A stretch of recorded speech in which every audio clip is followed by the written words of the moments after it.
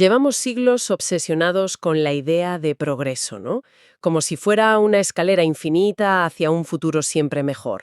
Pero, a ver, ¿y si esa escalera en realidad no lleva a ninguna parte? ¿Y si la cima no es más tecnología, sino una forma completamente distinta de entender el placer y el bienestar? Algo que ya tenemos. Pues justo de eso va el análisis de hoy. Nos metemos con un manifiesto que plantea esa idea, que es muy provocadora. La idea de que la humanidad, en su potencial, ya alcanzó su culmen, Ya, ahora mismo. ahora mismo. Y la clave, según este texto, está en fusionar dos conceptos que parecen totalmente opuestos. Por un lado, la sencillez más radical del individuo, y por otro, un humanismo muy profundo en el mundo de la empresa. Vale, vamos a desgranar esto, porque de entrada suena a contradicción. O sea, una vida casi de ermitaña, por un lado, y por otro, un capitalismo con alma. Exacto. Empecemos por la parte individual, que parece que es el punto de partida de todo, ¿no? El texto habla de recuperar la cabaña de Toro. Y claro, mi primera reacción es pensar en aislamiento, en una vida sin comodidades. Mm, Suena muy romántico, sí, pero poco práctico para la gente normal que vive en una ciudad que tiene que pagar facturas. Claro, es una objeción totalmente lógica. Y de hecho, el manifiesto la encara directamente. Aclara que no se trata de pobreza ni de una renuncia forzada. La palabra clave que utiliza es otra. Es soberanía. Soberanía, soberanía. La idea es que cuando una persona por decisión propia decide que es feliz con lo sencillo, con lo esencial, se libera de la mayor fuente de estrés moderno, la necesidad constante de tener más. Rompe las cadenas de la comparación, de la ansiedad del consumo. Entiendo, no es que no puedas tener cosas, sino que dejas de necesitarlas para ser feliz. Pero entonces, ¿dónde queda el placer? Nuestra cultura lo asocia todo con la compra, con la experiencia exclusiva, el lujo. Si quitas eso, ¿qué te queda? Y aquí es donde el texto se pone para mí muy interesante, porque redefine por completo el concepto de placer. Lo desvincula de lo económico y lo ancla en dos experiencias que llama primarias. La primera es el gozo de los sentidos. Se refiere a placeres que son, y cito, propios, no alquilados al sistema. Placeres propios. ¿A qué se refiere con eso exactamente? Se refiere a experiencias cuya intensidad no depende del precio, sino de tu atención. El texto da ejemplos muy concretos. El sabor de un pan recién hecho, el calor del fuego, el silencio de un bosque, leer un libro con luz natural. Mm, Son sensaciones que no necesitan intermediarios. De hecho, el manifiesto llega a decir que tienen una intensidad que el lujo jamás podrá replicar, ¿Por qué? precisamente porque son directos, son auténticos. Vale, pillo la idea. Es la diferencia entre ver una foto increíble de una puesta de sol en Instagram y sentir de verdad el frío del atardecer en la piel mientras el sol se va. Justo. Pero seamos honestas, ¿es suficiente con eso? En un mundo que te bombardea con mensajes de éxito, de estatus, ¿el sabor del pan puede competir con la ansiedad de no llegar a fin de mes? ¿O con la sensación de que te estás quedando atrás? Y esa es la segunda pieza del puzzle individual. El gozo de los sentidos es la práctica diaria, pero la consecuencia a largo plazo es lo que el texto llama la riqueza del tiempo. Argumenta que, al reducir de forma drástica tus necesidades materiales, emerge el activo más valioso de todos, el tiempo. El tiempo libre. Sí, pero no lo describe como simples horas vacías en la agenda para rellenar con ocio. No. ¿Cómo lo describe entonces? Como una sensación física, casi palpable.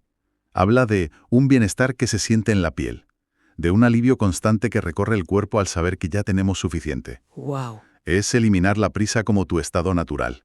Es el placer profundo de no tener que correr, de no sentir que te falta algo para estar completa. Esa es la soberanía real. Ser dueña de tus horas y de tu paz mental. Vale, de acuerdo. La propuesta individual es potente. Una redefinición del éxito basada en la paz interior, en la soberanía sobre el propio tiempo. Me convence. Pero esta persona soberana y en paz se tiene que levantar el lunes por la mañana e ir a trabajar. Mm. Y para muchísima gente, el trabajo es precisamente el lugar que destruye esa paz y consume ese tiempo. Ahí veo una fractura enorme en el argumento. Y esa es justo la fractura que el manifiesto intenta reparar con su segundo pilar. Pasa de lo individual a lo colectivo de una forma muy audaz. Si la cabaña es el santuario personal, la empresa debe dejar de ser el campo de batalla. La propuesta es que el empresario moderno debe ser un reconstructor de personas. y se inspira directamente en el modelo de New Lanark de Robert Owen. Espera un momento. Reconstructor de personas. Eso suena increíblemente ambicioso. Las empresas están para ganar dinero, para producir. El texto propone que su nueva misión sea una especie de terapia a gran escala. Me cuesta imaginar a un consejo de administración aprobando eso, la verdad. Es que lo plantea como un cambio de paradigma total. El propósito final de la empresa ya no es el producto. ¿Y cuál es? La persona que lo produce. En palabras del texto, la empresa debe ser un ecosistema de salud. Su objetivo principal es, activamente, sanar y potenciar al trabajador. La idea es radical. Si un empleado llega con, y cito, heridas emocionales, cansancio o falta de propósito, la empresa tiene la responsabilidad de ayudarle a sanar. Uf, esto va mucho más allá de poner fruta en la oficina y un futbolín, ¿eh? Mucho más allá. ¿Habla de herramientas concretas para esa reconstrucción? Sí. Y son muy reveladoras. Menciona crear espacios de trabajo llenos de belleza y orden, no solo funcionales.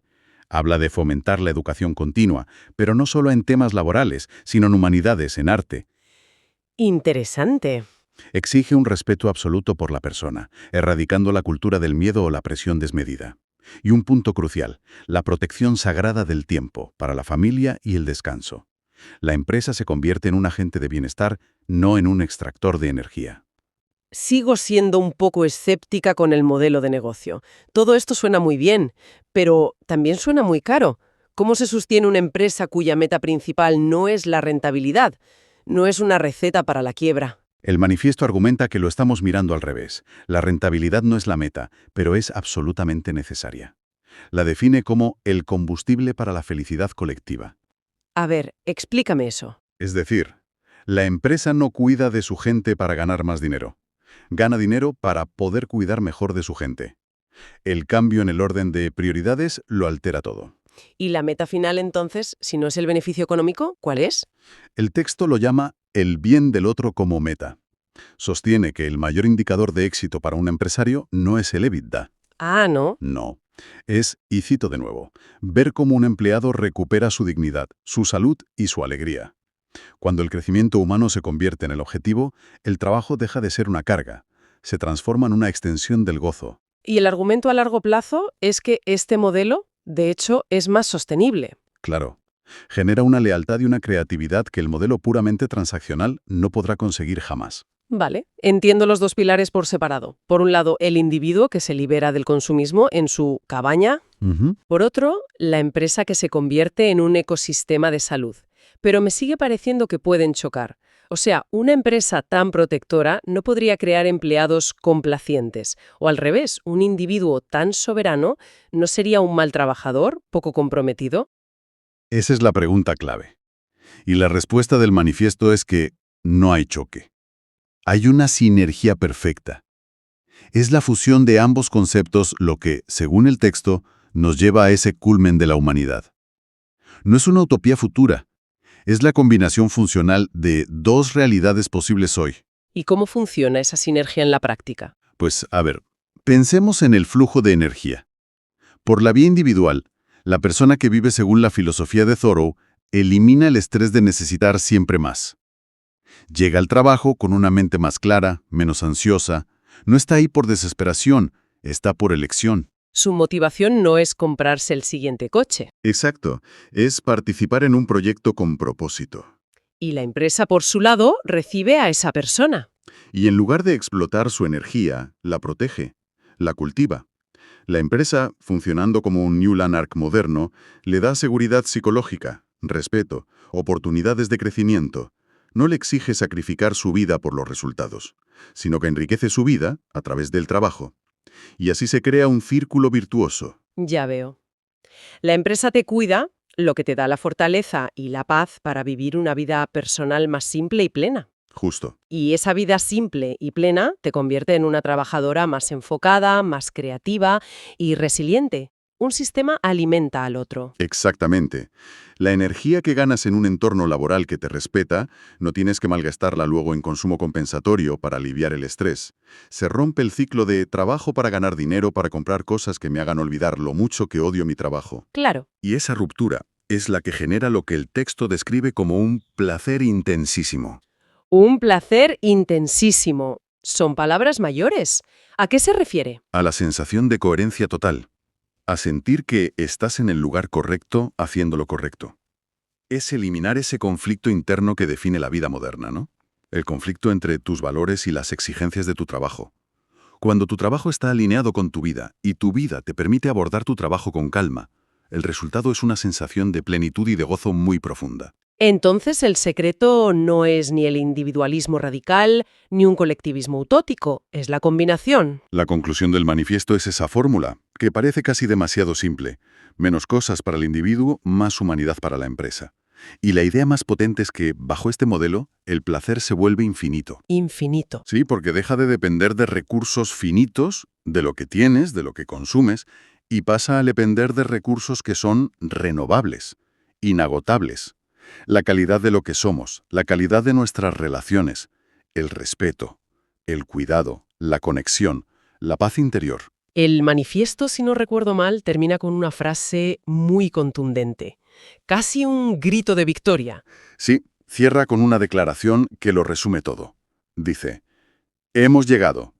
El gozo, el placer y el bienestar total están al alcance de nuestra mano. Es una afirmación de que no necesitamos esperar más, que las herramientas y los modelos ya existen. Es una visión increíblemente optimista, casi desafiante, diría yo. Lo es. Y deja una pregunta flotando en el aire. El texto afirma que este paraíso terrenal solo necesita ser aceptado. Y esto nos obliga a reflexionar sobre una cuestión fundamental. Si el modelo es tan poderoso y, en teoría, tan accesible, ¿cuáles son las barreras reales, tanto en nuestra propia mentalidad programada para el consumo como en las estructuras económicas que ya existen que nos impiden aceptarlo y empezar a vivirlo a gran escala? La humanidad ha llegado a su punto más alto, a su culmen. Sí, pero lo curioso es ¿cómo? No es por la tecnología ni por la inteligencia artificial. No, ¿qué va? Sino recuperando dos ideas del siglo XIX. Así que bueno, la misión de hoy es desgranar esto y ver si es una genialidad o una simple idealización. Es que esa es la clave. Lo que hace tan fascinante a este texto es que redefine por completo la idea de progreso. Totalmente. Llevamos 2 siglos midiendo el éxito en tener más, en acumular. En crecer, crecer y crecer. Exacto. Y de repente llega este manifiesto y dice, parad las máquinas. El verdadero avance no es añadir, es sintetizar. ¿Y qué sintetiza exactamente? Pues 2 ideas que en principio parecen totalmente opuestas. La simplicidad radical del individuo, por un lado, y por otro, una responsabilidad colectiva de las empresas. Bueno, pues empecemos por la parte individual, que quizás es la que suena más conocida. La de Torreo. Eso es. El manifiesto la llama la filosofía de La cabaña por Henry David Thoreau. La idea es que hemos redescubierto que la felicidad más potente no está en comprar. No, está en la libertad de necesitar muy poco. Y vivir en esa cabaña no es sinónimo de pobreza, y esto es importante, sino de soberanía. Esa es la palabra clave. Soberanía. El poder de decidir que ya tienes suficiente, de romper las cadenas del estrés por querer siempre más. Pero a ver, ¿qué tipo de placer es ese? ¿No suena a euforia? No tiene nada que ver. El manifiesto lo llama un placer intensísimo, pero es un placer muy primario. ¿Primario en qué sentido? Habla, por ejemplo, del gozo de los sentidos, de reconectar con lo físico. Piensa en el sabor de una comida simple que has cocinado tú, sin prisas. Vale. O el calor de una chimenea, el silencio, perderte en un libro. Son placeres que no se pueden, digamos, posturear. Exacto. Y esa es la frase que lo clava, dice.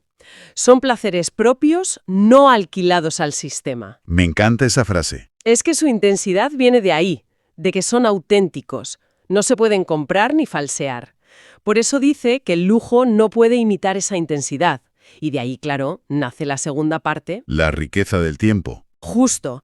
Si dejas de correr detrás de lo que no necesitas, de repente te encuentras con el mayor tesoro de todos, el tiempo. Tiempo libre de verdad. Tiempo sin la angustia de tengo que producir o tengo que comprar.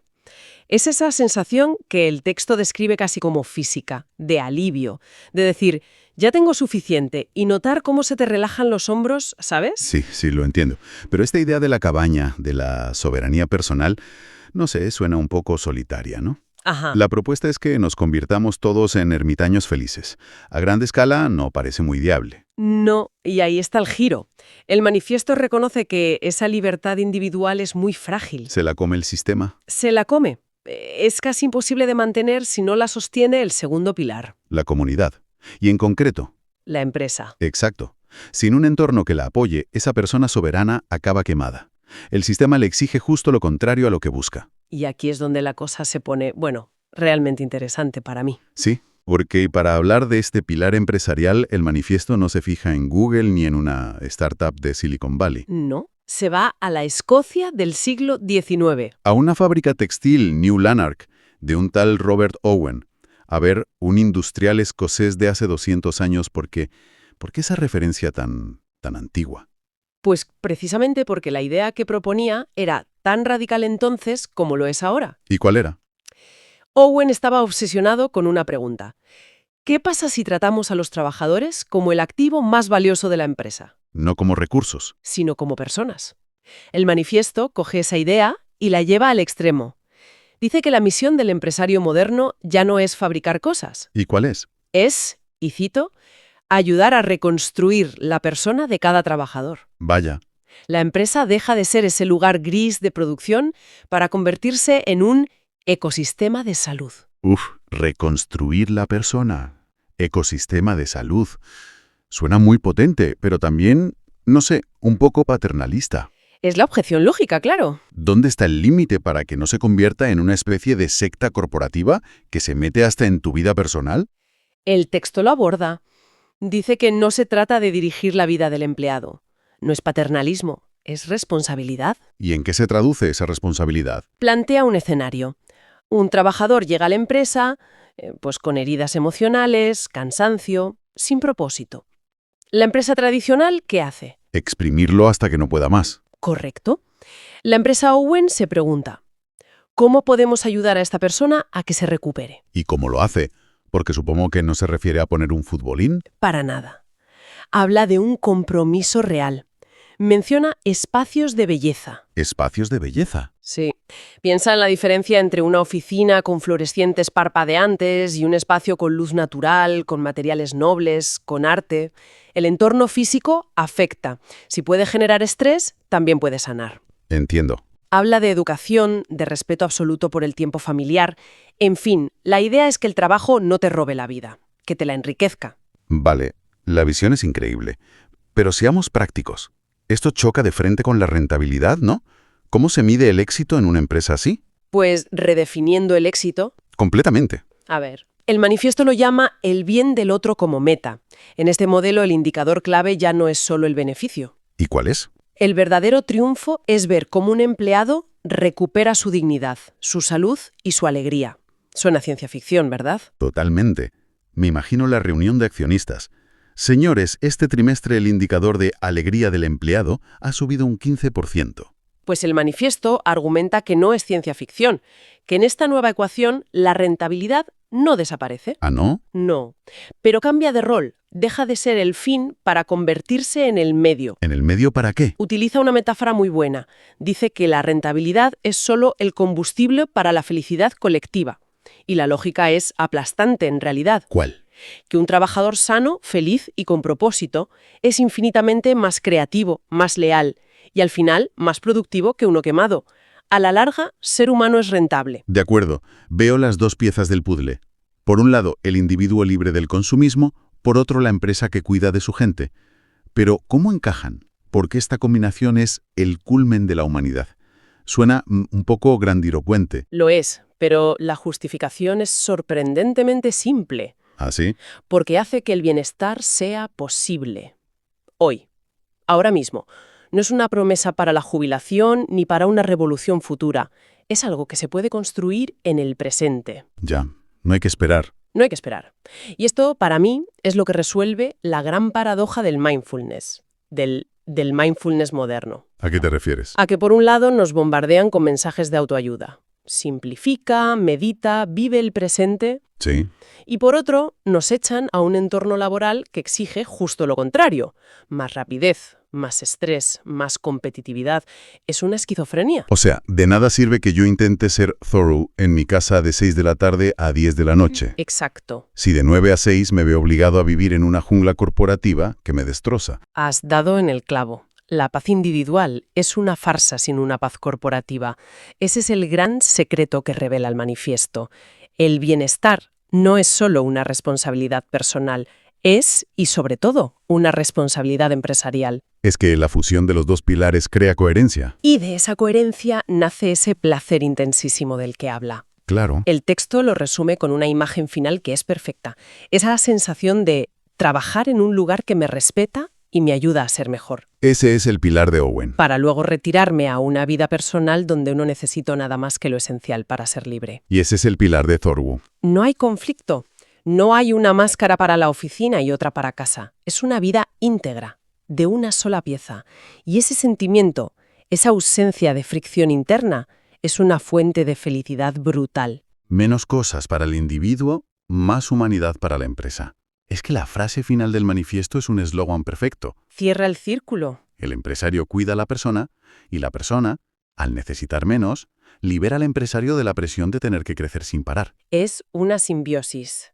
Y eso es lo que le permite al manifiesto gritar ese hemos llegado. Que ya estamos ahí, Que no es una utopía. que es una posibilidad real, aquí y ahora. Como si dijera que el mapa del tesoro ya está completo, que las herramientas, la sabiduría, ya las tenemos. Solo hay que decidir usarlas. Es una visión muy potente, desde luego. Una vida de soberanía personal que no es solitaria porque está arropada por un entorno laboral ético. Casi un santuario. Sí, una relación simbiótica entre la libertad del individuo y el cuidado de la comunidad. Cierra muy bien. Tan rotunda de que hemos llegado, de que el secreto está revelado y no hay que buscar más, nos deja con una pregunta final para la reflexión. A ver, dispara. Si el manifiesto tiene razón y el camino a este bienestar se basa en algo tan aparentemente simple como la sencillez personal y la humanidad empresarial, la pregunta es inevitable. ¿Qué creencias o hábitos que damos por sentados, tanto a nivel individual como en nuestras empresas, son el verdadero obstáculo que nos impide empezar a andar por ese camino hoy mismo? La hipótesis es esta. La idea de Dios no es una verdad que nos llega desde fuera, sino una herramienta que nuestro propio cerebro inventó para poder decir yo. O sea, que para que existiera la autoconciencia, primero tuvimos que imaginar a un observador absoluto. Una idea potente, desde luego. Nuestra misión hoy es desmontar esa idea. ¿Cómo funciona exactamente ese mecanismo? Vamos a explorar cómo algo que, según estas fuentes, nace como una necesidad casi biológica, acaba transformándose en una de las herramientas de control colectivo más potentes. Es un viaje que va de la neurología a la arqueología del poder. Exacto. Y es crucial aclarar algo desde el principio. Esto no es un debate sobre fe. En absoluto. Los textos no juzgan si Dios existe o no. Lo que hacen es analizar una hipótesis desde la neurociencia y, la arqueología política. Proponen que pensemos en Dios como un espejo metafísico. Un espejo metafísico. Sí, una especie de truco de la evolución para que el cerebro humano pudiera mirarse a sí mismo y decir, existo, soy una entidad separada del resto. Vale, me gusta el concepto. Empecemos por ahí, por el origen. Los textos hablan de un salto evolutivo clave. La conciencia de un animal es pura reacción, ¿no? Tengo hambre, como. Veo un peligro, huyo. Es inmediata. Pero la nuestra es reflexiva. Y la tesis es que para dar ese salto, para poder decir yo soy esto, necesitábamos un punto de referencia fuera de nosotros, algo absoluto. Piensa en ello de una forma muy práctica. A ver, para dibujar el contorno de una figura, necesitas un fondo. Claro. Sin un fondo, la figura no tiene límites, se difumina con todo. Lo que postulan los textos es que lo absoluto, lo que llamamos Dios, funciona como ese fondo. Es el marco que le permite al yo definirse. Separarse del todo. Exacto. Y no disolverse en él. Es la forma que tiene la conciencia de decir, yo termino aquí y el resto del universo, con sus reglas, empieza ahí fuera. Sin ese marco, la idea del yo sería, una mancha sin forma. Entiendo la metáfora del espejo, del marco. Pero, ¿esto tiene alguna base real? O sea, algo que podamos, medir. ¿Los textos mencionan si nuestro cerebro reacciona a esto? Pues sí. Y aquí es donde la cosa se pone fascinante. Mencionan que la misma zona del cerebro, una parte llamada corteza prefrontal medial, se ilumina tanto cuando pensamos profundamente en nosotros mismos, en plan, ¿quiénes somos? ¿Qué queremos ser? Justo.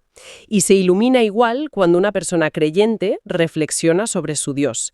A nivel práctico, es como si el cerebro usara el mismo circuito para las dos cosas. O sea, que para el cerebro, pensar en mí mismo y pensar en Dios son tareas, bueno, sospechosamente parecidas. Se apoyan en la misma estructura. Por eso los textos definen a Dios no como algo externo, sino como la herramienta cognitiva, el andamio, que permitió al ser humano ser autoconsciente. El software para ejecutar el programa yo. No se podría decir mejor. Sin ese eje, la rueda de la consciencia individual simplemente no podría girar. Vale, me queda clara la idea a nivel individual. Es una herramienta íntima para construir la identidad. Pero aquí hay algo que no me encaja. A ver, Si es algo tan personal, tan neurológico, ¿en qué momento se convierte en un asunto de Estado? ¿En una herramienta para controlar a miles de personas? esa es la pregunta del millón, y es donde pasamos de la neurociencia a la arqueología. La clave, según las fuentes, está en la transición del politeísmo al monoteísmo. Un cambio que parece solo teológico, pero que no lo es. Para nada. Tiene unas raíces políticas profundísimas. Los textos describen el mundo politeísta, griegos, egipcios, mesopotámicos, como un ecosistema de yos. ¿Un ecosistema de ellos? ¿Qué quieren decir con eso? Quieren decir que no había un único espejo donde mirarse, sino muchísimos. Tenías un dios para la guerra, otro para el amor, la sabiduría, el vino. No era un simple catálogo de mitos. No, era un reflejo de la complejidad de la mente humana. Permitía que la identidad fuera fluida, plural.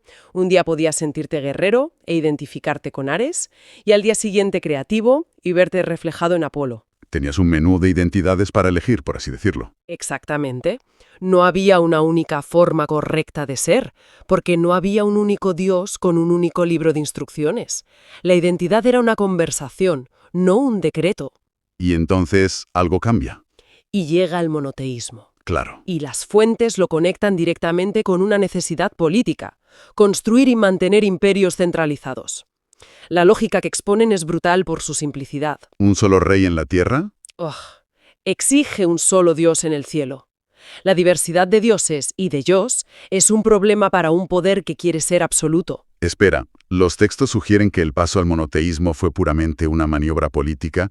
Suena un poco cínico. ¿No hubo un desarrollo espiritual detrás? Es una gran pregunta. No niegan que pudiera haber una evolución espiritual, pero se centran en la evidencia arqueológica y política. Y lo que ven es un patrón muy claro. A medida que los reinos buscaban unificarse en imperios, la diversidad de dioses se convertía en un obstáculo. Un imperio necesita uniformidad. Claro, una ley, una moneda, un ejército y, sobre todo, una única lealtad. Es mucho más fácil gobernar a gente que piensa de la misma manera. Y para eso necesita romper todos los espejos y dejar solo uno. Es lo que los textos llaman una guerra de espejos. Para que el yo del faraón o del emperador fuera absoluto, había que destruir todos los demás espejos donde la gente podía reconocerse de formas distintas. Autónomas. Eso es. Y el monoteísmo introduce un concepto revolucionario y peligrosísimo: la verdad única. ¿Y si hay una verdad única? Todo lo demás es una mentira. Entonces, la idea de herejía o blasfemia nace realmente aquí, como una herramienta política antes que religiosa. Nace como el arma perfecta para la unificación. Si solo hay un Dios, y ese Dios es el mío, el que respalda mi poder, entonces cualquier otro yo que no se alinee con él es, por definición, Falso, pecador. o, más útil políticamente, un enemigo. La retórica de salvación y condenación se convierte en un mecanismo para convencer a la gente de que abandone su pequeño espejo personal a cambio de la seguridad del gran yo del Estado. Es una oferta difícil de rechazar, sobre todo en tiempos de caos. Entregar tu identidad a cambio de pertenencia. Es un trueque psicológico y nos lleva al concepto que quizá sea el más inquietante de todos, el del hackeo cognitivo. Uf, suena fuerte. Ya no hablamos de imponer una creencia por la fuerza, hablamos de algo mucho más profundo, de suplantar la autoconciencia de otra persona. Suplantar la autoconciencia. ¿Cómo? ¿Cómo funciona eso? Las fuentes lo desglosan en un proceso de 3 pasos, que vemos repetido una y otra vez. El primer paso es la identificación. Un líder, un rey, un profeta, define a su Dios. Pero este Dios no es más que una proyección a escala cósmica de su propio yo. Sus ambiciones, sus deseos, sus prejuicios. Es su yo-Dios personal. ¿Vale? Convierte su ego en una deidad. Exacto. El segundo paso es la expansión. A través de la retórica, de los símbolos, presenta ese yo-Dios privado no como su opinión, sino como una verdad universal, un mandato divino. No dice yo quiero conquistar, dice Dios nos ordena conquistar. ¿El disfraz perfecto? Y el tercer paso, imagino, es que la gente se lo crea. Es más que eso, es la anulación. El seguidor, ya sea seducido o aterrorizado, abandona su propio espejo. Deja de preguntarse ¿quién soy yo? Para empezar a mirar el mundo a través del espejo del líder. Se produce una suplantación. Una invasión subjetiva en toda regla. La conciencia del líder ocupa el espacio de la conciencia del seguidor. Y el lenguaje es el caballo de Troya. Hay una cita en las fuentes que me pareció brutal. Decía algo como, si logro que aceptes a mi Dios, he logrado que aceptes mi estructura mental, mis prejuicios y mi voluntad como si fueran tuyos. Es que esa es la clave. La espada conquista el cuerpo, pero la palabra conquista la conciencia. Y la consecuencia final es lo que los textos llaman la patología de la masa. ¿La patología de la masa? Cuando una multitud entera acepta un único yo-Dios impuesto, la autoconciencia individual se disuelve, se atrofia.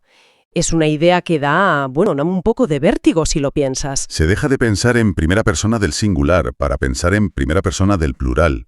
Del yo pienso al nosotros creemos. Y ese nosotros es dictado desde arriba. Se produce una estandarización de la conciencia. Es el sueño de cualquier poder autoritario, convertir a millones de individuos diversos en un bloque homogéneo y predecible. El invento perfecto para el control de masas. Ataca el problema de raíz. Elimina la diversidad de la autoconciencia humana, que es por naturaleza ingobernable. Todo esto suena a historia antigua, a faraones, pero los textos insisten en que este mecanismo sigue muy vivo, ¿no es así? ¿Cómo se manifiesta hoy, en sociedades supuestamente más seculares? El mecanismo subyacente sigue intacto, porque no depende de una deidad concreta, sino de la estructura mental que el monoteísmo instaló en la cultura. Hoy se sigue intentando imponer un Dios secular. Una ideología política, una causa social. Una teoría económica. Una idea única que se presenta como la única moralmente aceptable. Como la verdad única. Y cualquiera que la cuestione es un hereje moderno. Exacto. La retórica ya no es explícitamente religiosa, pero el mecanismo es idéntico. Se busca convencer al otro de que su percepción interna, su intuición, su yo auténtico es erróneo. O ilegítimo, o incluso peligroso. Se le dice, tu forma de ver el mundo no es solo diferente, es incorrecta. Y debes adoptar la percepción oficial del grupo para ser una buena persona. Vemos esa presión por todas partes, la obligación de adscribirse a un bando, de adoptar una identidad de grupo prefabricada. Y defenderla sin fisuras. Se nos ofrecen yos enlatados, identidades colectivas que exigen lealtad absoluta y que vienen con un paquete de opiniones predefinidas. Y al igual que con los monoteísmos antiguos, cualquier desviación se castiga. Quizás ya no con la hoguera, pero sí con el ostracismo social, la cancelación, la acusación de ser el enemigo. El objetivo es el mismo, la homogeneización del pensamiento, anular la subjetividad. Lo que nos lleva a la conclusión final de los textos, que me pareció bastante sorprendente. No es un manifiesto ateo, no proponen matar a Dios. Es que, si seguimos su lógica, matar a Dios sería como intentar arrancarnos una parte del cerebro. Si Dios es la herramienta para la autoconciencia, eliminarlo no tiene sentido. La verdadera madurez, según ellos, sería algo mucho más difícil. Proteger la frontera del yo individual. Exacto. Aprender a usar nuestro propio espejo sin intentar rompérselo al de al lado. Entonces, ¿la libertad no es la ausencia de Dios? La verdadera libertad que proponen estas fuentes es el derecho de cada individuo a que su yo no sea invadido por el Dios de otro. Y ese Dios puede ser una ideología, la interpretación de un libro sagrado o el último grito en redes sociales. El conflicto fundamental sigue siendo el mismo. La lucha entre el yo auténtico, el que surge de la introspección honesta, y el yo impuesto, el que nos viene dictado desde fuera con la promesa de seguridad. Ha sido un recorrido intenso. Hemos empezado viendo Dios como un software cerebral, una herramienta neurobiológica. Que nos permitió ser autoconscientes. Luego vimos cómo el monoteísmo transformó esa herramienta personal en un arma de control político. Y hemos acabado analizando ese mecanismo de hackeo cognitivo que anula la individualidad. La síntesis final que nos dejan es que el verdadero conflicto no es entre creyentes y ateos, es un conflicto mucho más profundo y personal. Entre la conciencia individual y la homogeneización del grupo. Exacto. El acto de intentar imponer tu yo Dios personal a otro, ya sea en nombre de una deidad, de un partido o de una causa, es en esencia un acto de violencia. Es un ataque contra su derecho a existir como ser autoconsciente. Y esto nos deja con una pregunta final, una reflexión que se deriva de todo este análisis. Si la idea de Dios es un espejo para el yo, y las ideologías modernas funcionan a menudo como dioses seculares que se nos imponen, la pregunta es, ¿qué espejo se nos anima a mirar hoy en día para definir quiénes somos? Y quizá más importante, ¿cuáles de esos espejos se nos incita a romper por considerarlos una amenaza para la verdad única del momento? La afirmación es esta. Dios no es una invención, es tan real como el yo, pero hay un Dios por persona. Ahí está la clave, en esa última parte. Exacto. Y nuestra misión aquí no es meternos en teología, sino explorar esta idea como lo que pudo ser, una herramienta cognitiva para que surgiera la conciencia y a la vez una estrategia política a lo largo de la historia. Justo. Para ello nos basamos en un cruce de caminos muy interesante entre la arqueología política, la neurociencia social y el análisis histórico. Y es importante aclarar qué queremos decir con eso. Cuando se habla de arqueología política, no nos referimos a encontrar vasijas, claro. No. Nos referimos a interpretar cómo la disposición de los templos, la destrucción de ídolos o la construcción de ciertos monumentos revelan en realidad una lucha de poder. Claro, es leer la política en las ruinas y la neurociencia social.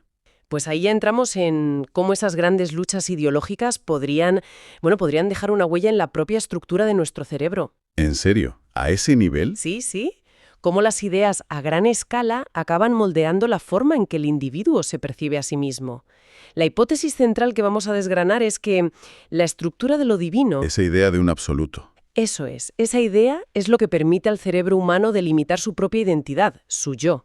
Y a partir de ahí, claro, se desata el conflicto clave de nuestra historia. ¿Cuál? El yo Dios privado de una persona se proyecta a través del lenguaje y de la fuerza para intentar colonizar la mente de los demás. Me parece un punto de partida fascinante.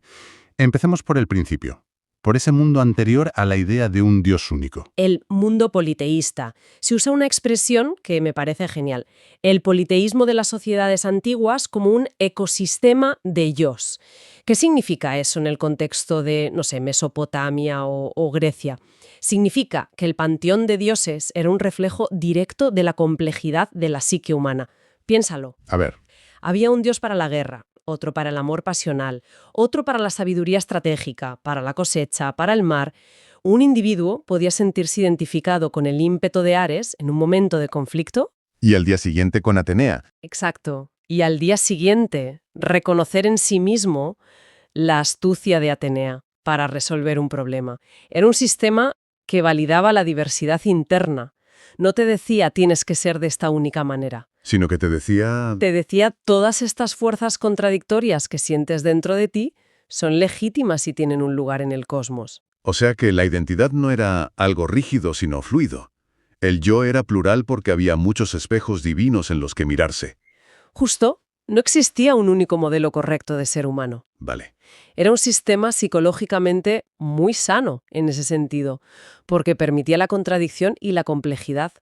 No tenías que reprimir una parte de ti para encajar en un molde único. Podías ser guerrero y poeta a la vez. Claro, porque había dioses que representaban ambas cosas. Y de repente este ecosistema diverso se derrumba.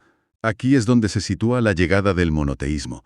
¿Fue una evolución espiritual o algo mucho más terrenal? Pues todo apunta a que la necesidad política fue el motor principal. La lógica es implacable. ¿Cuál es la lógica? A medida que los reinos se convierten en imperios enormes y centralizados, un panteón diverso de dioses se vuelve un problema. Claro, fomenta identidades locales, Lealtades divididas, exacto. La solución es radical. Si hay un solo rey en la tierra, debe haber un solo Dios en el cielo. El monoteísmo ofrece una justificación cósmica perfecta para la centralización del poder. Unifica todo el imperio bajo una única lealtad. No solo al emperador, sino al dios del emperador. Se menciona el caso de Akenatón en Egipto como un punto de inflexión. Me parece un ejemplo perfecto de esta guerra de espejos de la que se habla. Es que es el caso de estudio perfecto. Y además fue un experimento increíblemente violento. ¿Por qué? Akenatón no se limitó a proponer un nuevo dios, Atón. Lo que hizo fue ordenar una persecución sistemática contra los dioses antiguos. Mandó ejércitos de obreros por todo Egipto con la única misión de borrar, cincel en mano, los nombres y las imágenes de Amón-Ra y de todo el panteón tradicional de los templos. Vaya. Fue un intento literal de romper todos los demás espejos. Exacto, en los que el pueblo egipcio se había reconocido durante siglos. Quería que el único espejo que quedara fuera el suyo, el de su Dios. Vamos, que no fue una transición pacífica de ideas ni mucho menos. En absoluto. Fue una guerra iconoclasta, una guerra contra la memoria y la identidad del pueblo. Y lo más revelador es qué pasó después. Pues que en cuanto Akenatón murió, todo su sistema se vino abajo. El pueblo y el sacerdocio restauraron a los antiguos dioses con una fuerza tremenda. Lo que sugiere que la gente no estaba dispuesta a abandonar su ecosistema de dioses tan fácilmente. Claro, su identidad plural era demasiado valiosa como para cambiarla por la visión única y absolutista del faraón. Vale, Akenatón fracasó porque usó principalmente la fuerza bruta. Pero con el tiempo, este modelo monoteísta sí que acaba triunfando. Eso implica que se necesitó algo más que la espada. Mucho más. Y aquí es donde entra en juego la retórica, ¿no es así? Exacto. La conquista puramente militar somete cuerpos, pero no conciencias. Para que el cambio perdure, necesitas un arma mucho más sutil y poderosa, el lenguaje. ¿Y cuál fue el gran cambio? El gran cambio que introduce el monoteísmo a nivel conceptual es la idea de verdad única. Claro. En un panteón politeísta, un dios no es más verdadero que otro, simplemente tiene dominios diferentes. Pero con un solo Dios, todo lo que no se alinee con él se convierte, por definición, en falso. Y de lo falso a lo pecaminoso o lo enemigo hay solo un paso. Un paso muy corto y muy eficaz. Tu Dios local ya no es simplemente diferente, es un ídolo falso. Tu forma de entender el mundo no es una alternativa, es un pecado. Y tú te conviertes en un hereje. O un infiel. Se crea un sistema binario de nosotros contra ellos, de salvados contra condenados, que es una herramienta de control social de una eficacia brutal. Pero ese discurso de estás conmigo o contra mí, de salvación o condenación, suena a un chantaje muy obvio. ¿Cómo se presenta para que la gente lo acepte? Se presenta como una liberación. El trato que se le ofrece a la masa es sutil. ¿Cuál es el trato? Tú, individuo, estás perdido en la confusión de tus pequeños dioses, de tus pasiones.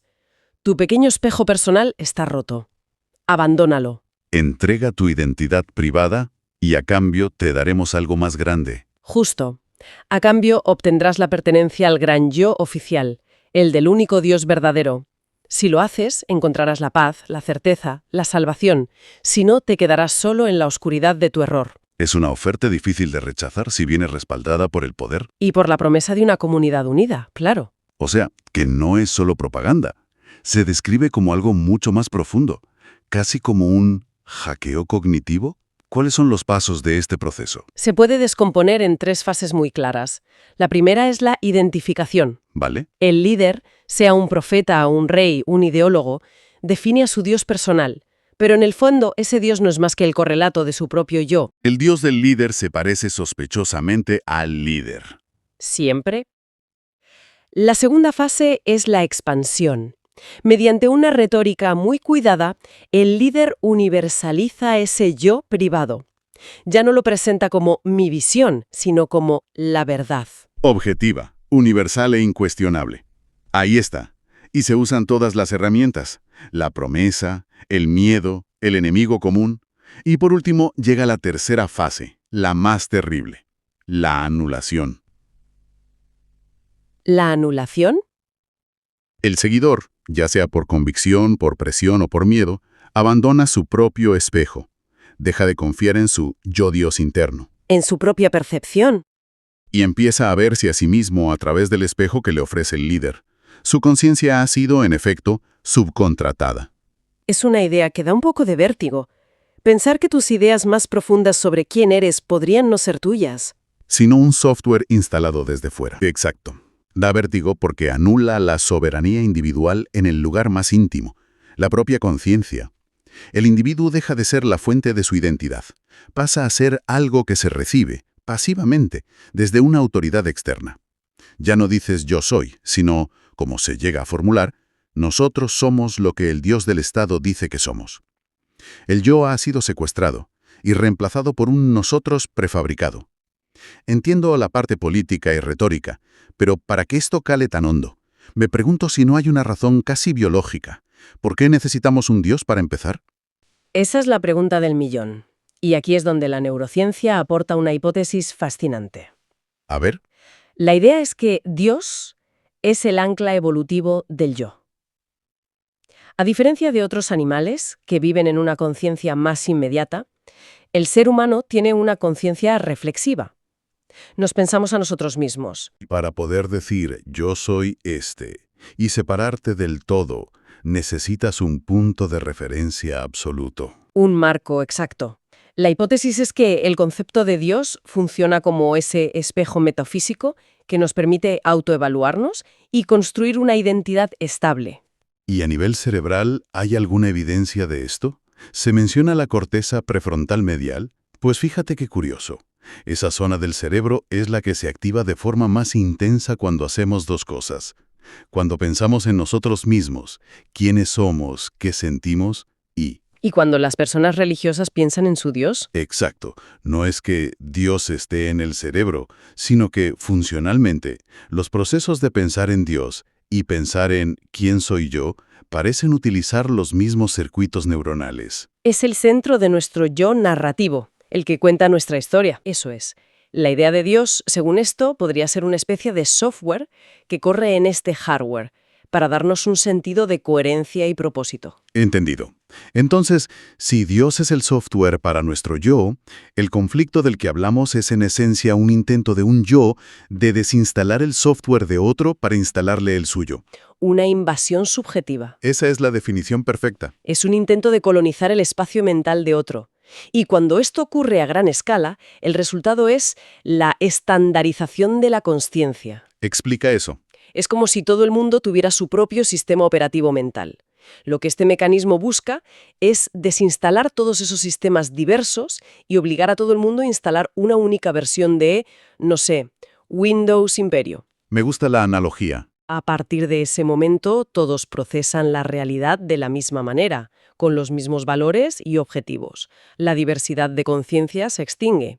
Todo esto suena a historia antigua, pero la pregunta es inevitable. ¿Hemos superado este mecanismo en nuestras sociedades, supuestamente seculares, o simplemente le hemos cambiado el nombre? Justo. Pues el envoltorio ha cambiado, pero el mecanismo subyacente sigue intacto. Y con una fuerza tremenda.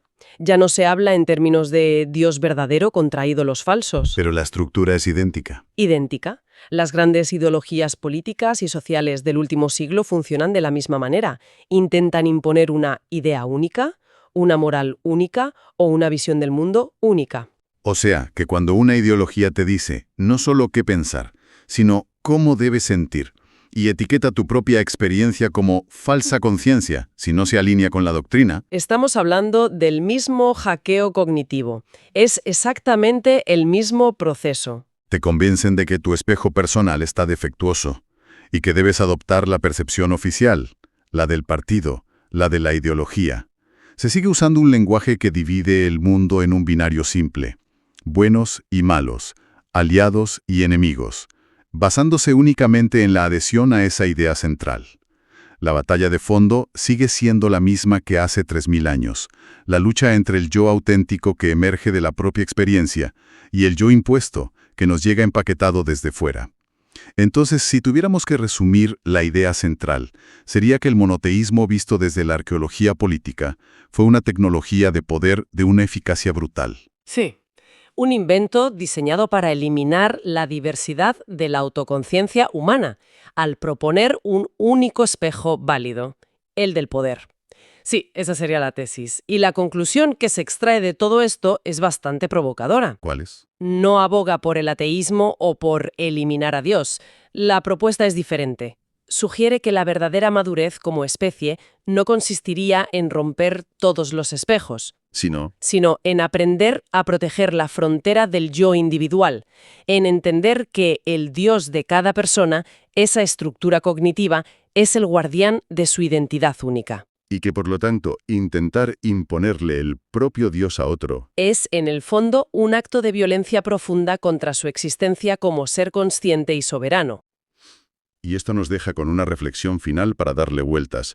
Si el yo necesita un Dios, entendido como un ancla, un espejo absoluto, para poder definirse, ¿qué ocurre en una era post-religiosa como la nuestra?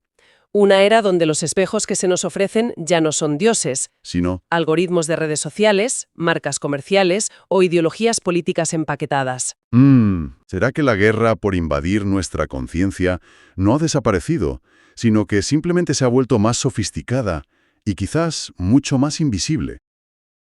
Llevamos, generaciones enteras pensando que el progreso es una línea recta, siempre hacia arriba, más tecnología, más velocidad, más de todo. Pero, ¿y si esa carrera nos estuviera llevando a un callejón sin salida? ¿Y si la verdadera cima de la civilización no fuera un invento nuevo, sino una sabiduría, una comprensión muy profunda sobre cómo vivir bien? Una comprensión que, según el manifiesto que vamos a ver hoy, ya está a nuestro alcance. La premisa es de las que te hacen parar en seco y pensar. La humanidad ha llegado a un punto en el que es posible vivir siempre en un estado de placer. No en el futuro, ahora.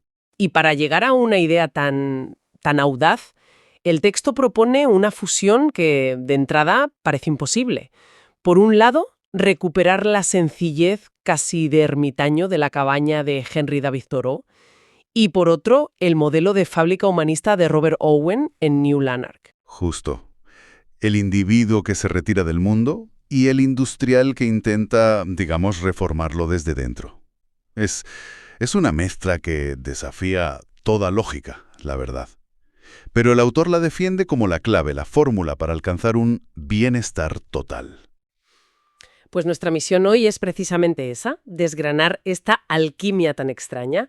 Vamos a ver si de verdad esta mezcla de soledad en el bosque y comunidad en la fábrica puede ser la receta para ese paraíso terrenal que, según nos dicen, ya tenemos al alcance. A ver si es verdad. Empecemos por la parte individual, si te parece. Por Thoreau. Vale. El texto arranca con la filosofía de la cabaña. Y lo primero que deja muy claro para que no haya malentendidos es que esto no es un canto a la pobreza, para nada. La palabra clave, el concepto central, es soberanía, soberanía personal, que no es otra cosa que la capacidad de un individuo para declararse independiente. Independiente del ciclo de consumo, de la presión social, de ese estrés que genera la necesidad constante de tener más y más. Pero seamos prácticos, cuando oigo soberanía y sencillez, a mí la cabeza se me va a la renuncia, al sacrificio, y el manifiesto insiste en que esto va de placer intensísimo. ¿Cómo se reconcilian esas dos ideas? Ahí está el quid de la cuestión. No es una renuncia, es una elección consciente que te libera.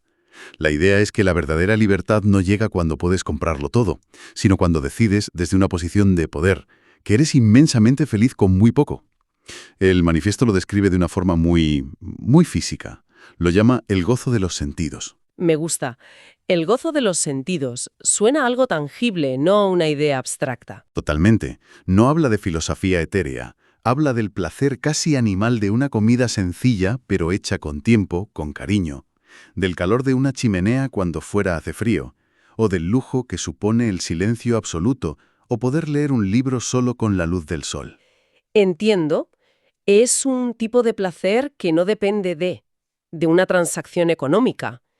Pero el texto va más allá. Usa una frase muy potente. Dice que son placeres propios, no alquilados al sistema. Esa frase es el núcleo de todo. Piénsalo. Un coche de lujo, unas vacaciones exóticas, son placeres que dependen de alguien de fuera, de un proveedor. Los alquilas con dinero. Si se va el dinero, se va el placer. Son experiencias, mediadas por el consumo. Placeres alquilados. Es una forma muy gráfica de verlo. Pero, ¿dónde está la línea? Quiero decir, ¿el placer de un buen vino o de un viaje no es algo que compramos, que alquilamos? Buena pregunta. El autor diría que el vino o el viaje pueden ser catalizadores, pero el placer alquilado es cuando la experiencia depende por completo del objeto. El placer propio es el que se cultiva, como un músculo. Es la capacidad de disfrutar del silencio, de una buena conversación, de la comida más simple. Es una habilidad, no una compra.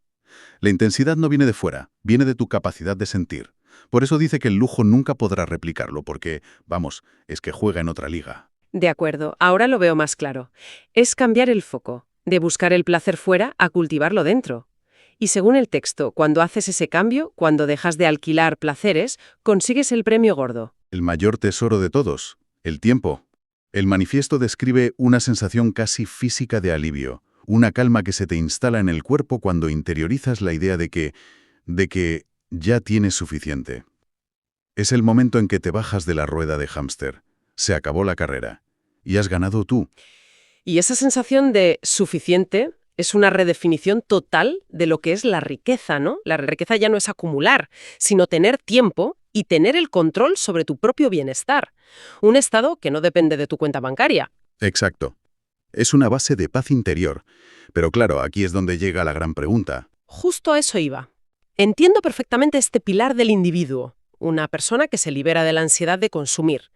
Pero vive en el mundo real. Tiene que trabajar, pagar facturas. Me cuesta muchísimo imaginar a este ermitaño moderno entrando cada mañana en una oficina.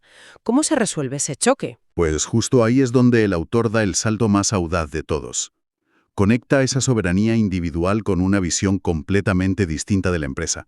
Aquí es donde deja a Thoreau y se abraza a Robert Owen. Pasamos de la cabaña solitaria a la fábrica comunitaria. El contraste es brutal. Y el nexo, la idea que lo une todo, es que la misión principal de un empresario en este nuevo modelo ya no es fabricar un producto. Su propósito, su verdadera obra de arte es ayudar a reconstruir la persona de cada trabajador. Espera un momento. Reconstruir la persona. Suena increíblemente ambicioso, casi mesiánico. La empresa se convierte en una especie de centro terapéutico. O como lo llama el texto, un ecosistema de salud. Se trata de demoler por completo la imagen de la fábrica gris, del lugar de producción, y sustituirla por un entorno diseñado para sanar, para potenciar al ser humano. Pero, bajándolo a tierra, ¿qué incentivo económico tiene una empresa para hacer eso? ¿No choca frontalmente con la idea de maximizar beneficios, que es el motor de todo el sistema? El manifiesto argumenta que es una lógica económica a más largo plazo. Una persona agotada, estresada o sin propósito es un trabajador poco productivo, poco creativo. En cambio, una persona que se siente cuidada, respetada, que crece dentro de la empresa no solo es más productiva, sino que es el mayor activo que puedes tener. La empresa asume una responsabilidad. Si una persona llega rota por lo que sea, con agotamiento, con heridas, la misión activa de la empresa es ayudarla a sanar. Suena bien, pero ¿cómo? ¿Qué herramientas concretas propone para una misión tan enorme? Menciona varias muy prácticas. Primero, ofrecer espacios de belleza. Trabajar en un lugar que no sea deprimente. Segundo, la educación. No solo la formación técnica, sino crecimiento personal, filosofía, arte, gestión emocional. Tercero, un respeto absoluto por la dignidad de la persona. Y por último, y quizá la más importante, garantizar tiempo real para la familia y la vida personal. La empresa entiende que eres mucho más que tu rol laboral. O sea que la empresa deja de ser un lugar que te extrae energía. Y pasa a ser una fuente que te la da. Se invierte la dinámica por completo. Exacto. La lógica tradicional es que tú sacrificas tu bienestar por la empresa. Aquí, la empresa invierte en tu bienestar porque entiende que su producto final no es el objeto que fabrica, sino una persona más completa y feliz. Y esto nos lleva a la meta final de este modelo, que el texto llama el bien del otro como meta. Aquí ya no hablamos solo de buenas condiciones laborales. No, vamos mucho más allá. Cuando el objetivo real de una organización es el crecimiento humano de sus miembros, la naturaleza del trabajo cambia. Deja de ser una carga, una obligación para poder vivir y se convierte, según la afirmación más provocadora del texto, en una extensión del gozo. Un momento. Una extensión del gozo. A mí eso me suena a eslogan de marketing de una startup. El trabajo es trabajo. Incluso en el mejor de los sitios sigue siendo una obligación, ¿no? ¿Cómo justifica el autor algo tan fuerte? Lo justifica diciendo que el gozo no viene de la tarea en sí, sino del propósito. En este modelo, el verdadero éxito para el empresario no es el margen de beneficio, es ver cómo alguien de su equipo recupera la dignidad, cómo mejora su salud mental, cómo vuelve a encontrar la alegría. Ese es el dividendo real. La rentabilidad, claro, tiene que existir, pero cambia su función. ¿Y cuál es su nueva función? El manifiesto es muy claro en esto. La rentabilidad se convierte simplemente en el combustible para la felicidad colectiva. El dinero no es el fin. Es la energía que permite que ese ecosistema de salud siga funcionando y cuidando de la gente. Es el capital al servicio del ser humano, y no al revés. Vale, veo las dos piezas del puzzle por separado. Por un lado, el individuo en paz de Toro. Por otro, la empresa sanadora de Owen. Pero sigo sin ver claro por qué su unión es, como dice el texto, el culmen de la humanidad. Es una afirmación un poco grandilocuente. Podría parecerlo, sí. Pero la respuesta que da el texto es sorprendentemente sencilla. Dice que es el culmen porque, por primera vez, esta combinación hace que el bienestar profundo sea posible ahora mismo. No es una utopía, no hay que esperar a la jubilación, ni a una revolución, ni a que te toque la lotería. Elimina la espera. El algún día seré feliz cuando se convierte en puedo empezar a serlo hoy. Justo. Democratiza de forma radical el acceso al bienestar. La felicidad deja de ser un destino al que llegas después de décadas de sacrificio. Se convierte en una posibilidad presente, aquí y ahora, a través de esa doble estrategia. Simplificar tu vida y trabajar en un entorno que te cuide. Entendido. Pero, ¿cómo funciona esa sinergia en el día a día? ¿Cómo se retroalimentan la cabaña y la fábrica? Es un círculo virtuoso. Es perfecto. A nivel individual, tienes a la persona que ha adoptado la filosofía de Thoreau. Disfruta de lo sencillo. Ha matado la ansiedad por consumir. Su autoestima no depende de lo que posee. Por lo tanto, llega al trabajo sin la desesperación de necesitar un estatus a cualquier precio o un bonus para comprarse algo que en realidad no necesita. Llega al trabajo siendo ya una persona, completa, soberana. No busca que el trabajo le dé una identidad que le falta. Exactamente. Y entonces, esa persona soberana entra en la empresa Owen, una empresa que, en lugar de aprovechar sus debilidades para explotarla, busca potenciar su bienestar. Actúa como una red de seguridad que refuerza esa soberanía que ya trae de casa. El individuo fuerte se encuentra con un entorno que lo hace más fuerte. Y el resultado de esa combinación es lo que el texto llama un placer intensísimo.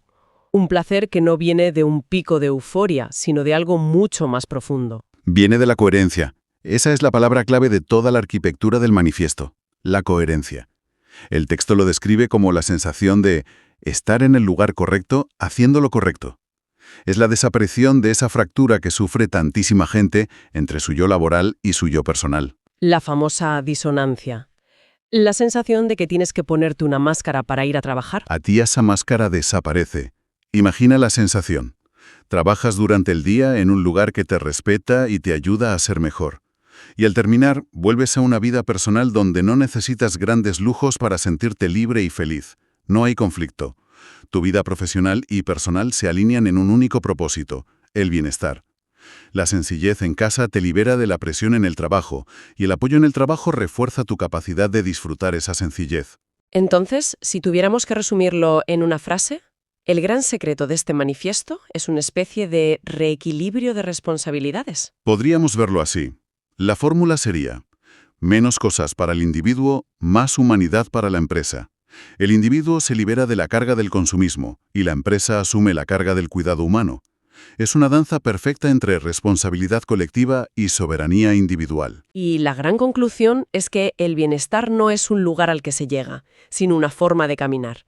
Es este presente donde la empresa cuida del trabajador y el trabajador cuida de su propia sencillez. Y en este modelo, el placer adquiere una cualidad nueva. El texto sugiere que se vuelve infinito, y lo es porque deja de depender de lo que tenemos, de acumular cosas. ¿Y de qué pasa a depender? Pasa a depender de la calidad de lo que somos y sobre todo de cómo nos ayudamos unos a otros a reconstruirnos. El placer deja de ser un acto solitario de consumo para convertirse en el resultado colectivo del cuidado mutuo, un placer que se genera en la interacción humana ética. Un placer sostenible, que no se agota. Exacto, porque su fuente es inagotable, la capacidad humana para el cuidado, para el respeto y para el crecimiento compartido. Hemos llegado al final de este análisis. Y como siempre, queremos dejar una última idea del texto resonando. Una frase final tan audaz como la del principio, que encapsula toda esta filosofía. El manifiesto cierra con esta sentencia: el paraíso terrenal ha llegado. Solo falta aceptarlo.